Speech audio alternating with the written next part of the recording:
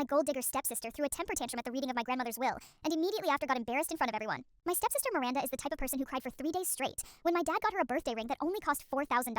Not because she was grateful, because it wasn't expensive enough. She's been part of our family for 3 years, ever since my dad remarried way too quickly after my mom passed away. From day one, Miranda made it her personal mission to erase my mother's memory from our house. She literally banned us from mentioning her name. Her relationship with the rest of the family, total disaster. My uncle banned her from his house after she got drunk and started a fight. Every family gathering became an awkward dance of people trying to avoid her. But her and my grandmother, that was next level hatred. They openly despised each other. At Christmas dinner 2 years ago, Miranda literally called her A in front of everyone because Grandma wouldn't compliment her new dress. My dad was the only one who couldn't see through Miranda's act. Every time I tried to explain what she was really like, he'd call me jealous and disrespectful. Then 6 months ago, everything changed overnight. My grandmother was diagnosed with terminal cancer. The doctors gave her maybe half a year. It was devastating for all of us. But Miranda, suddenly, she transformed into the world's most caring stepdaughter. She started calling my grandmother every single day, texting her good morning messages, showing up with medicine, chocolate, flowers. She even offered to quit her job to be Grandma's full-time caretaker for free.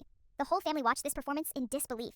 Here's the thing, my grandmother was incredibly wealthy. She owned properties, had investments, and everyone knew her nest egg was massive. And Miranda loved expensive things more than anything in the world. For 6 months, we watched Miranda put on this elaborate show. She'd break down crying at family dinners about how heartbroken she was. She'd post emotional Facebook updates about cherishing loved ones. My grandmother, though, she saw right through it. She was sharp as ever, even while battling cancer.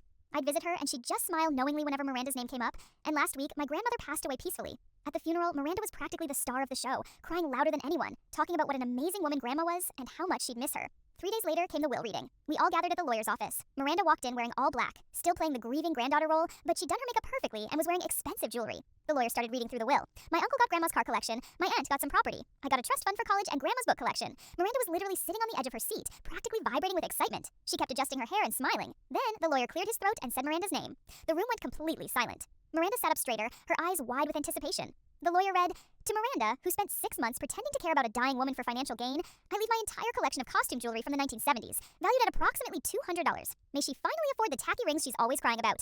I've never seen someone's face change color so fast." Miranda went from pale to bright red in about 2 seconds. Her mouth dropped open. She looked around the room like she was waiting for someone to say it was a joke. Nobody spoke. My uncle was trying not to smile. My aunt had her hand over her mouth. Then Miranda absolutely lost it. She screamed, "Are you kidding me?" So loud that the lawyer actually jumped. She stood up, knocking her chair backward, and started yelling about how this was illegal, how my grandmother was vindictive, how she was going to contest the will. My stepmom tried to calm her down, but Miranda shoved past her and stormed toward the door.